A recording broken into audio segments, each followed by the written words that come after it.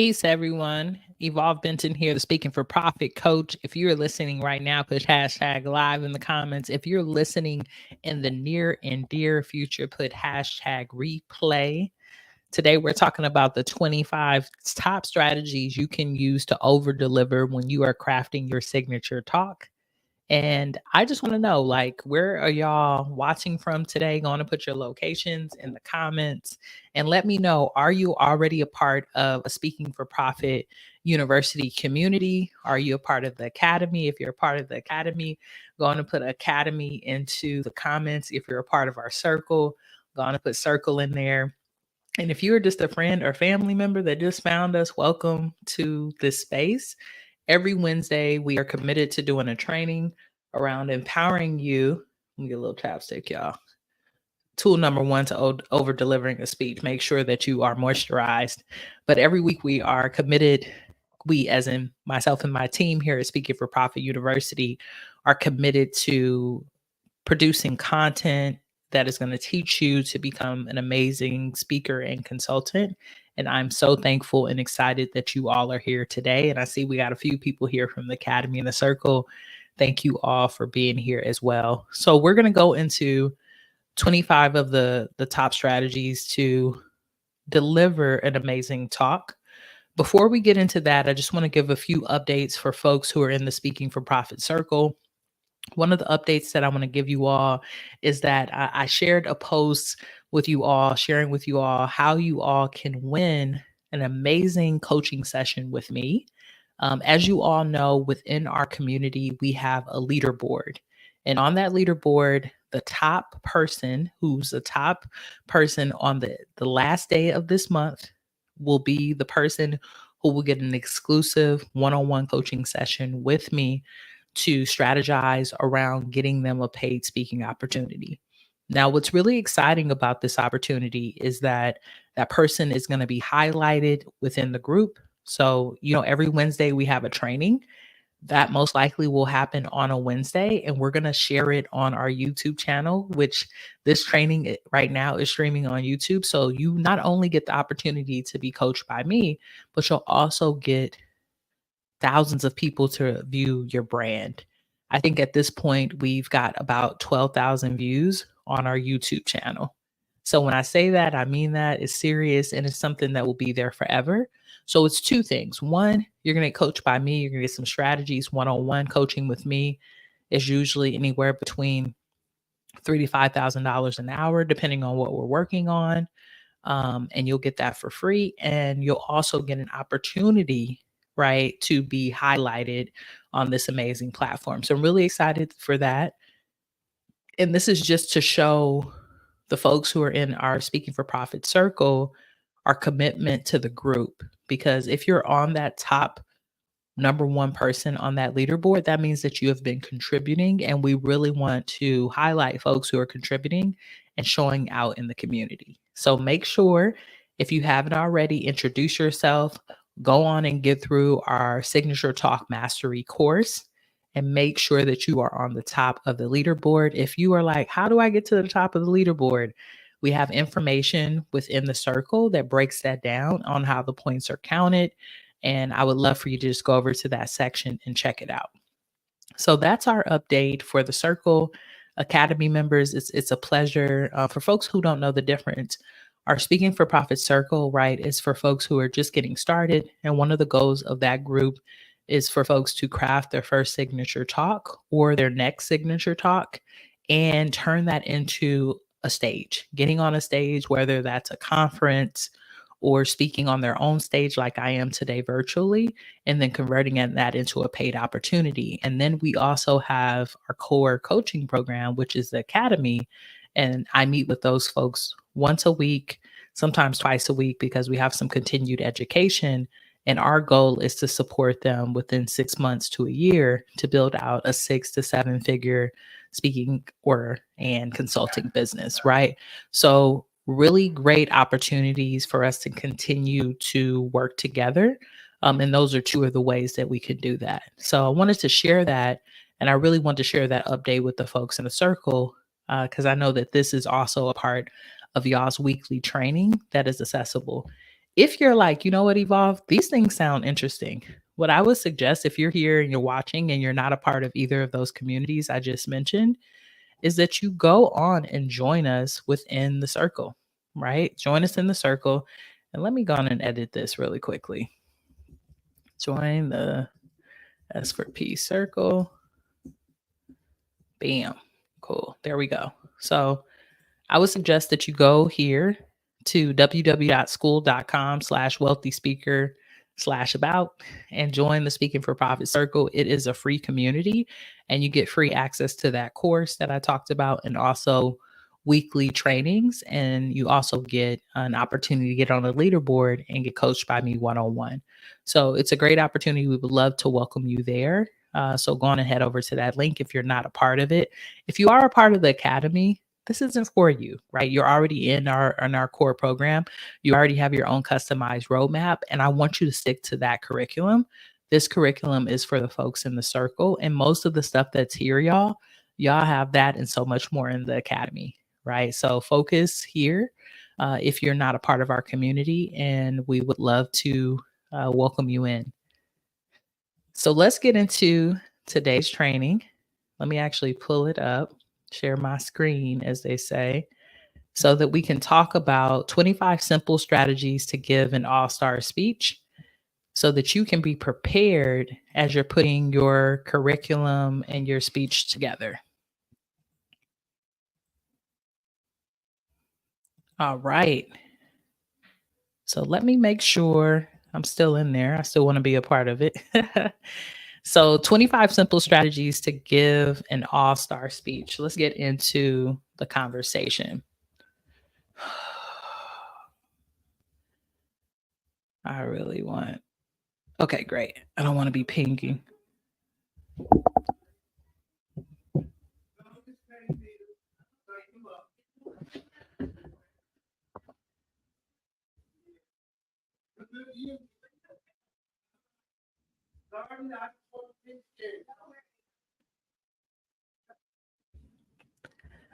Sorry, y'all.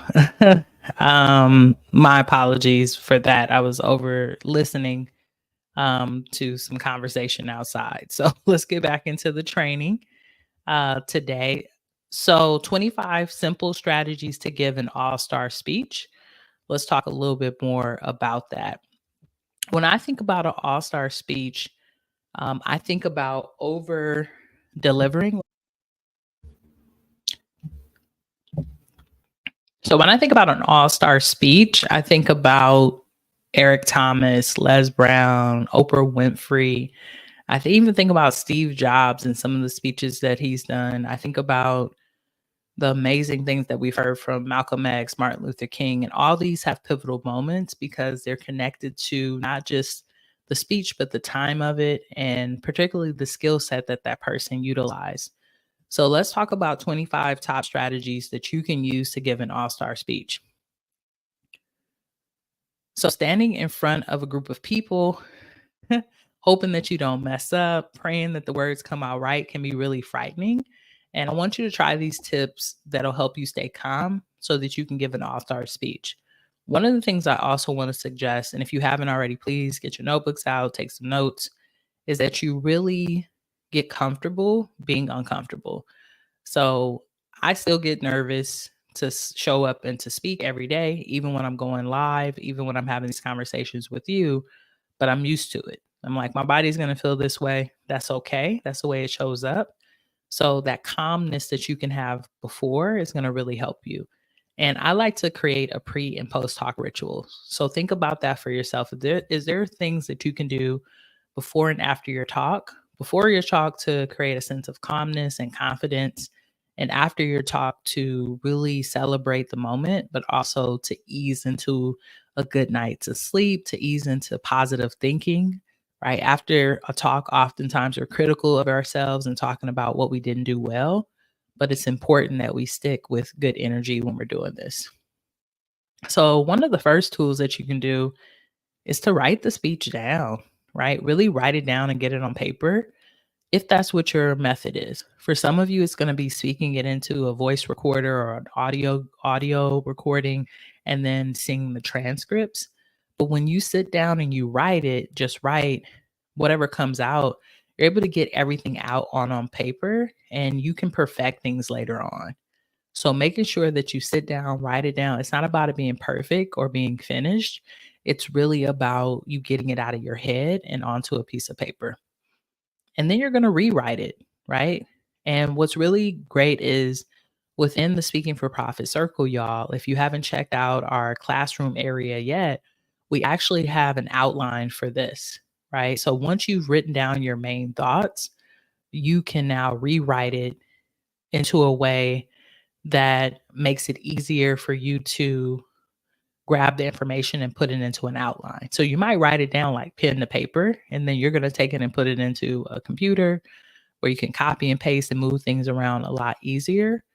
But we already have an outline template within the circle. So if you have not joined the circle yet, please do. And this will give you a great opportunity to take what you've written down and put it in a place that's a little bit more organized. Next, you're going to create an outline, right? And you really want to arrange the key points in the order that they fall in the actual speech. What I like to look at it as, we want to have an outline, but we also want to have a story to go with each point.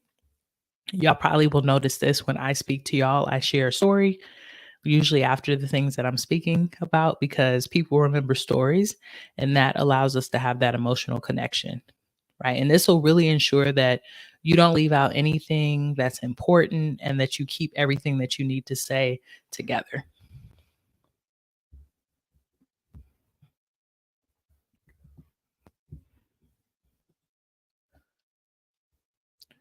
Number 4 is you want to make sure that you utilize everyday language. Everyday language is so important because if you start utilizing language that you don't use, that's when you start stumbling over your words and just feeling less comfortable with the process.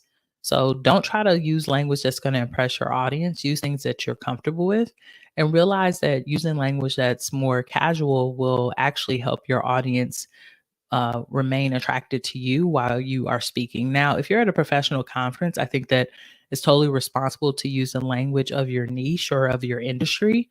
But otherwise, you just want to make sure that you're comfortable with it and that they can grasp and understand what you're saying. If you're speaking language that's going to fly over people's heads, it's going to be really hard for them to appreciate your speech and for them to see you as someone who's over delivering. Number 5 is you want to use descriptive phrases. Right? The audience will be able to follow along more easily if they can visualize your words. If you're giving a speech at a wedding, for example, or place, he got all dolled up to take her out with more descriptive language, right? Instead, talk about what the person was wearing, right? How the person fixed their hair, how much time they spent on it. Really bring in those 5 senses when you are talking about people and sharing stories. And another rule of thumb is when you're talking about people, tell people what you see, right, and what you really value. That's going to bring them closer to connecting with you. Number 6 is we want to use statistics carefully, right? Instead of rambling off a bunch of stats and only using the important one, you want to take folks on a journey and connect them to real life anecdotes. One of the talks that I used to do used to be around the fact that most LGBT youth end up in environments where they are houseless, right? So I would talk about the stats, but then I would talk about when you think about it, if you go to a pride event and you know how large a pride event could be, right? Thousands of people, there's probably 50% of them that are youth, and 50% of that group or more is the group that's houseless, right? So I would use that as a part of the story because yeah, the data is important, but people thinking about how large of an event a pride parade is or festival, and then thinking about how many young people are there and how many people don't have places to go home, that's really going to connect them to the data more than me just sharing the statistic. Number 7, don't forget to use humor. People love to have fun when it comes to connecting with you during a speech. So, starting off with some small jokes related to the day, make sure you keep it clean. And if you're going to joke about things, joke about yourself. Don't joke about anyone in the audience. This is not the time for you to become a comedian, right? You're there to speak, to deliver, to empower the audience most often. So they don't need you to become a comedian, but it does help to have something that's lighthearted that is connected to the event. So we've made it through about 7 of them. We have quite a few more to go. And I just want to say if y'all have questions as we're going through this, we're probably not going to have time for Q&A, but what I will do is we have a questions thread within the Speaking for Profit circle. And if you're in the academy, you have questions and you want to throw them in the academy, please throw them there as well.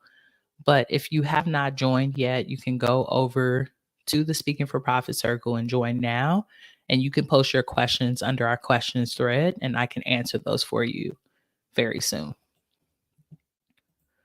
So let's move on to number 8, which is to keep the jokes to a minimum. Like I said, right? Humor is great for a speech, but we're not trying to become comedians. Number 9 is to include important information in the speech, right? Giving speeches about causes and issues, include information that the audience may need to know, right? What is the need to know basis? Strive to anticipate audience questions within your speech. So, leaving time for people to ask questions, just like I just did, right? I said, we've made it through quite a few points. I'm sure you all might have some questions. We don't necessarily have time for those questions right now. So, here's a way that you can ask them. Making sure that you give your audience that time is going to be super important.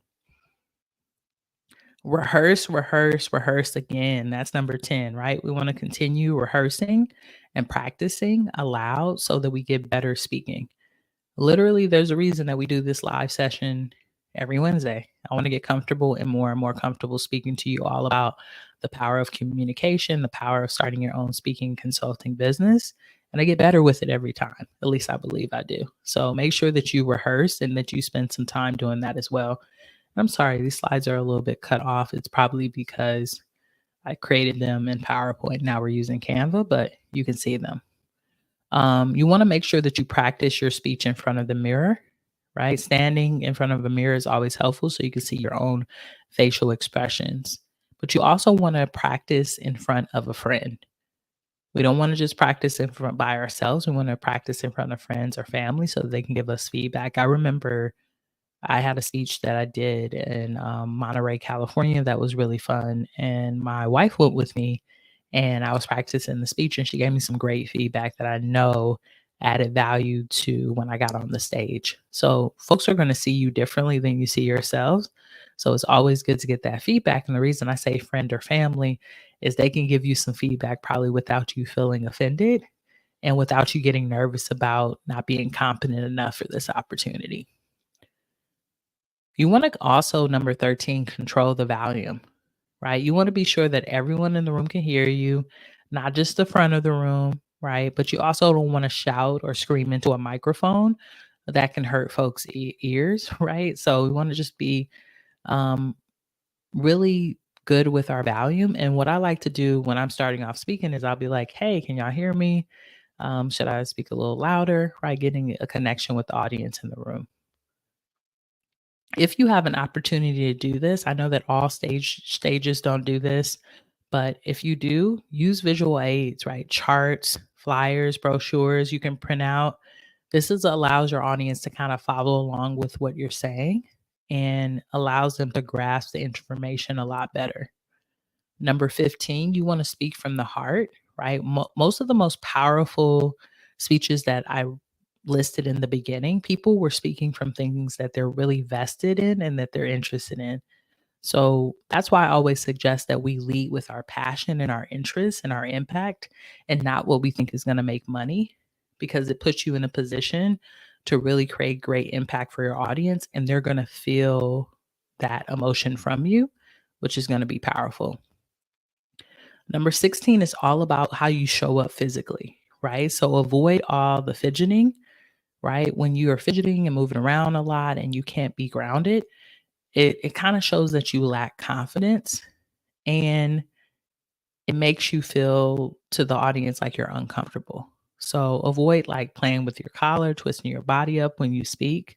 Really stand tall and be as confident as possible. And one of the things that I like to do is move around. Movement definitely helps that, but there's a difference between movement and fidgeting. And if you find yourself nervous, do more in your pre talk ritual to get in your body. Can you go for a walk?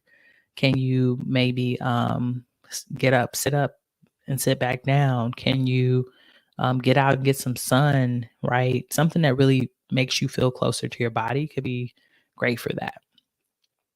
Number 17 is you want to pause appropriately. So allow some time for people to absorb what you're saying. This is something that I am still working on. I used to speak really fast. I remember this even from high school and my mom telling me to slow down. But the pauses, they might be uncomfortable for you because you're in your head thinking about what is the audience thinking, but it's going to help them to gather the information that you're giving and not feel so overwhelmed by it. Number 18 is you want to make sure that you visualize. Before your speech, visualize the room, the stage. If you have time before you even go on the stage, go to the stage. You're probably going to get an opportunity for a sound check or just to see the space you're going to be speaking with. Like, get on the stage, see how the audience is already set up so that you can feel like when you get on the stage for your talk, you've already been there, which will make you feel more confident and more comfortable. Number 19, you want to make sure that you time your speech. When you're practicing, time it, see how long it takes to deliver so that you don't go over your time limit, right? Most of us are going to speak at events where they have other people coming up after us, or we might be speaking at a conference where we're timed. And you don't want to be that person in the room when another person is trying to set up. So making sure that you stick to the time is going to be important. Also, if it's too short, right, you can add in some more stories or more information to make sure that you fill the timestamp and fill the room. Number 20, always stay positive, right? Even when there's like a sad speech or you're speaking about a topic that might be emotionally laboring or unpleasant, find a way to remain positive in your energy about it and to empower your audience. Don't leave them feeling like negative Nancy's, right? Make sure you leave them better than when you came. Don't forget to do number 21, which is ask questions. Really involve your audience in your talk. This is a great way to keep people interested. I also like call and response. I think call and response is almost like a micro commitment, but it also allows people to feel more connected to you. So I even do that in this space often, right? I'll say, hey, if you're putting up what I'm putting down, put the word money in the comments. And I'm going to say that to y'all right now, right?